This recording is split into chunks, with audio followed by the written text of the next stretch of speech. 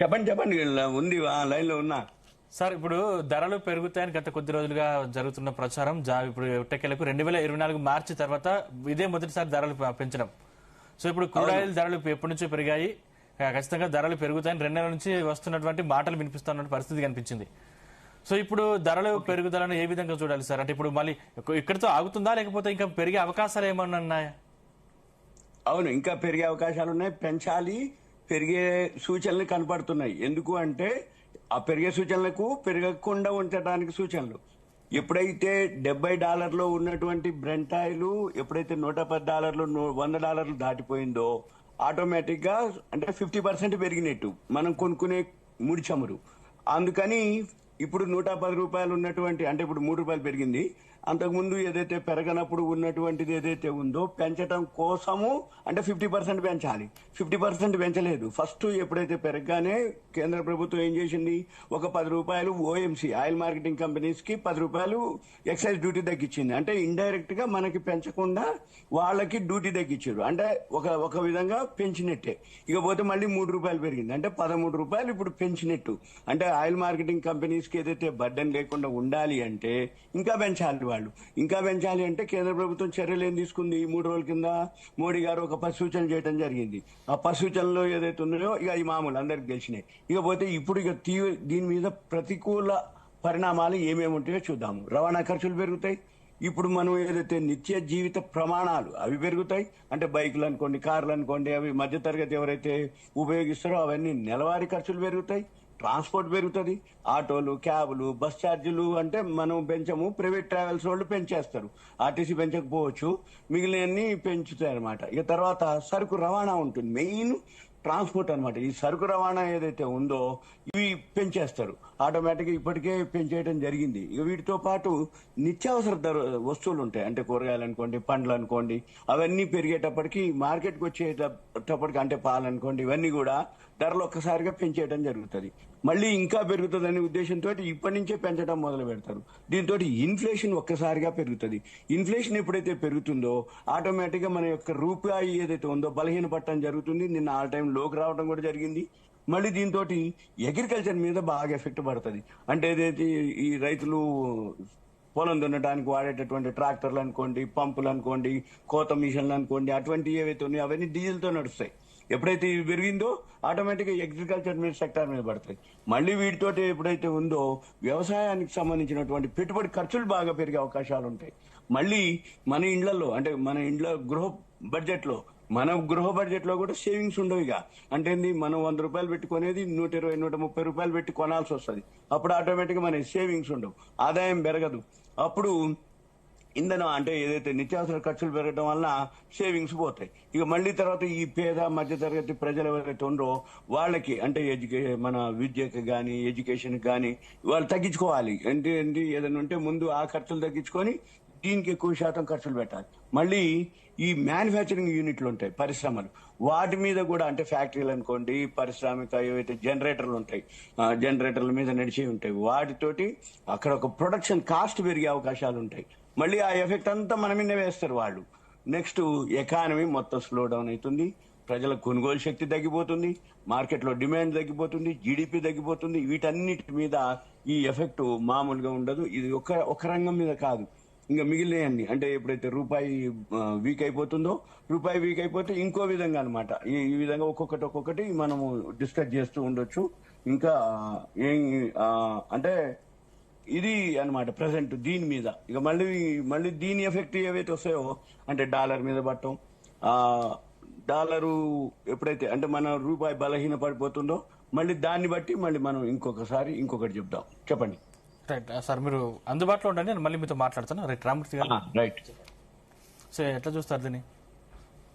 78 స్వతంత్ర భారతదేశంలో ముఖ్యంగా దేశం గురించి దాదాపు ఒక 15 మంది పరిపాలకులు, ప్రధానులు పరిపాలించారు. అందులో ఒక్క వాజ్పేయి తప్ప దేశం గురించి ఇలాంటి క్లిష్ట పరిస్థితుల్లో, ఎందుకంటే కొన్ని ఒకసారి చెప్పి వస్తే యుద్ధాలు, అదేవిధంగా కొన్ని చెప్పకుండా వచ్చే యుద్ధాలు ఉంటాయి. ఇలాంటి సందర్భంలో మొత్తానికి దేశానికి, ఎందుకంటే SORలు నిర్మించండు, ఎస్ఓఆర్లు అంటే స్ట్రాటజిక్ ఆయిల్ రిజర్వ్స్ అని ఒక 3 చోట్ల విశాఖపట్నంలో 1.33 MMT, అదేవిధంగా మంగళూరులో 1.50 MMT, అదేవిధంగా పాడూరులో 2.50 MMT. ఇది మొత్తం కలిస్తే 5.33 MMT అంటే మిలియన్ మెట్రిక్ టన్స్ ఇదైతే ఆయిల్ స్టోరేజ్ ఉండడం జరిగింది. ఇది వాస్తవంగా ఏంటంటే దేశానికి 7 రోజుల నుంచి 10 రోజులు సరిపోద్దని నేను గతంలో కూడా మన డిబేట్లో చెప్పాను. దాంతోపాటు అంటే దేశీయంగా కూడా వాణిజ్యంతో కలిపి, ఎందుకంటే అక్కడ ఆల్రెడీ పెట్రోల్ బంక్లలో అక్కడ ఇక్కడ ఉన్న దాంతో మొత్తం కలిపి 70 నుంచి 80 రోజుల సంబంధించి మన దగ్గర ఆయిల్ సంబంధించి రిజర్వ్స్ ఉన్నాయి. దీని తర్వాత కష్టం వస్తుందని చెప్పిన అక్షరాల సత్యమైంది ఈరోజు. ఎందుకంటే అప్పుడు బీజేపీ మిత్రులు ఎవరో ఉండే లేదు అసలు సంక్షోభమే లేదు, అసలు రోజు పడవలు వస్తున్నాయి, వాళ్ళతో ఒప్పందాలైనాయి, కథ అయినాయి, కార్ఖానాయి. రోజు వాస్తవంగా ఏంటంటే ప్రతిరోజు 2 పడవలు ఖచ్చితంగా దేశానికి రావాలి. అలాంటి పరిస్థితులు ఎదుర్కొంటుంది. ఎందుకంటే బీజేపీ రాకముందు కానీ బీజేపీ వచ్చిన తర్వాత కానీ, బీజేపీ రాకముందు కాంగ్రెస్ ప్రభుత్వం మేజర్గా ఉన్నది, దాని తర్వాత జనతా వచ్చింది, దాని తర్వాత మళ్ళీ కాంగ్రెస్ రావడం జరిగింది. మళ్ళీ ఏదైతే వాజ్పేయి జమాన్లో తర్వాత అధికారంలోకి వచ్చిన తర్వాత ఇప్పుడు మోడీ 3వ కొనసాగిస్తున్నారు. ఎందుకంటే నేను ఇంతమంది ఏం చెప్తున్నా, 15 మందిలో ఒక్కడే ఆలోచించండి దేశం గురించి ఇలాంటి పరిస్థితుల్లో.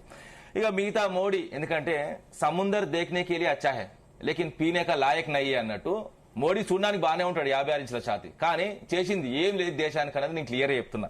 ఎందుకంటే ఇప్పుడు పెట్రోల్ డీజిల్ విషయం 80 నుంచి 85% మనం దిగుమతి చేసుకోవాల్సిన పరిస్థితిలో కాంగ్రెస్ ప్రభుత్వం ఉన్నప్పుడున్నాం, అదేవిధంగా జనతా ప్రభుత్వం ఉన్నప్పుడున్నాం. దాని తర్వాత వాజ్పేయి వచ్చిన తర్వాత కొంచెం తగ్గించే ప్రయత్నం, ఎందుకంటే రిజర్వ్స్ పెంచిండు కానీ ఎందుకంటే స్వదేశం ఉత్పత్తి పెంచలేదు.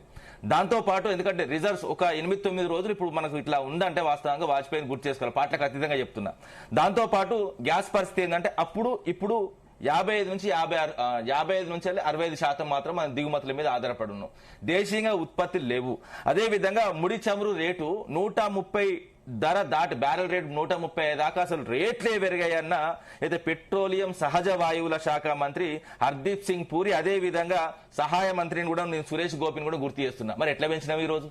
ఇప్పుడు మిత్రుడు ఇంతకుముందు అనాలిసిస్ట్ ఎవరో మాట్లాడిల్లు, ఎందుకంటే ఇప్పుడు ధర పెరిగింది కాబట్టి ధర పెంచుతున్నామని. ముఖ్యంగా ఏంటంటే 109 రూపాయలు ఉన్నది ఈ రోజు, 109 నుంచి 110 రూపాయలు బ్యారెల్ రేట్ ఉన్నది. వాస్తవాలు ఏంటంటే ఈ టైంలో 109-110 వరకు పెరగదు, 130 అయితేనే పెంచుతాం, అప్పటిదాకా పెంచామని గ్యారంటీ ఇచ్చిల్లు.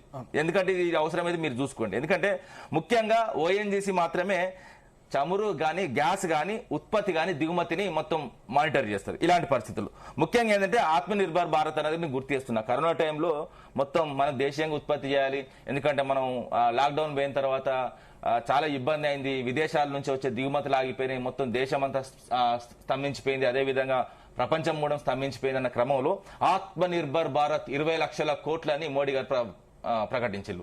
దానికి ఇక మన నిర్మలా సీతారామన్ గంటలు స్పీచ్లు ఇచ్చింది. మరి ఎడవేని 20 లక్షల కోట్లు ఏడవేని అడుగుతున్నారు, ఎవరిని ముక్కలు పెట్టిల్లు? ముఖ్యంగా చెప్తున్నా ఒక ఇద్దరికి మాత్రమే, ప్రధాని అదాని, అదేవిధంగా ప్రధాని వాస్తవంగా చెప్పాలంటే ఈ విధమైన పరిస్థితులు అయినాయి. ఇప్పుడు అదానికి అంబానికి దోచిపెడుతున్నాడు తప్ప ఇక్కడ అయింది లేదు. అదేవిధంగా దీనికి చాలినట్టు ఆత్మనిర్భర్ ఎనర్జీ పాలసీని తీసుకొచ్చిల్లండి. లక్షల కోట్లు పెట్టింది తెలుసా మీకు?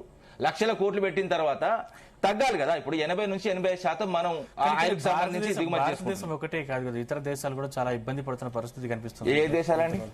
ఇప్పుడు ఆసియా దేశాల్లో చైనా, ఇండియా, జపాన్, అదేవిధంగా సౌత్ కొరియా కొంచెం ఇబ్బంది పడుతున్నాయి.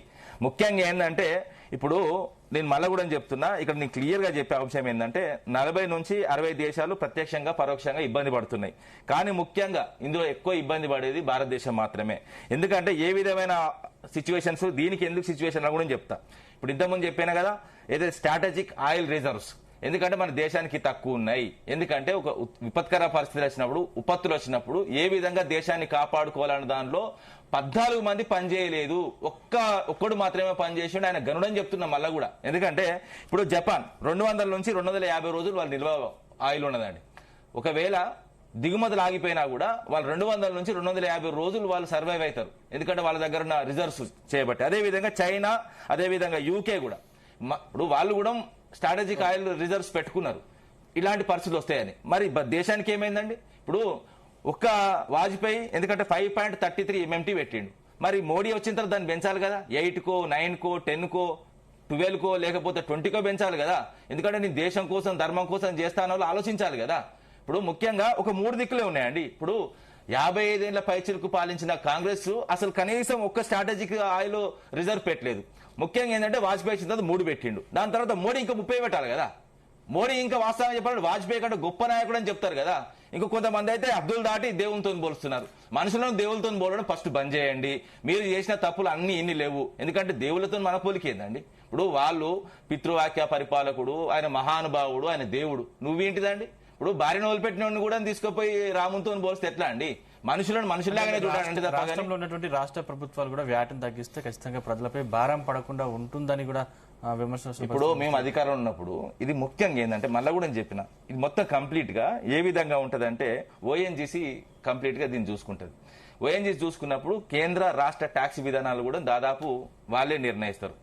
ఏదైనా ఎస్జిఎస్టీ కానీ జిఎస్టీ కానీ ఇవన్నీ అటాచ్ అయి ఉంటాయి. దీనిలో ముఖ్యంగా ఏంటంటే ఇప్పుడు మేము అధికారం ఉన్నప్పుడు మొత్తం మొత్తం డబ్బులు తింటున్నారు, గ్యాస్ పైసలు గింతే కథ అని నేను కూడా అప్పుడు పెట్టడం జరిగింది సోషల్ మీడియాలో. అసలు ఎంత ట్యాక్స్ విధానం ఎట్లుంటది, ఏది విధంగా ఉంటది. ఇప్పుడు చదువు రానోడు, అసలు అక్షరాలు తెలియనోడు, అసలు ఆడిట్ సిస్టమ్ తెలియనోడు, అసలు భారతదేశంలో ఏ విధంగా ట్యాక్స్ విధానం తెలియనోడు కూడా ఇష్టం వచ్చినట్టు మాట్లాడాడు. మరి మేము ఉన్నప్పుడు వాస్తవంగా గ్యాస్ గంతే రేటు ఉన్నది. మరి వీళ్ళు వచ్చినప్పుడు గ్యాస్ గంతే ఉన్నదిగా. కాంగ్రెస్ పార్టీ మొత్తం భుజాల మీద వేసుకొని బయటకు వచ్చి లొల్లి పెట్టింది కదా, మీరు 40 రూపాయలు తీసుకుంటారు, 50 రూపాయలు తీసుకుంటారు. మరి మీరేం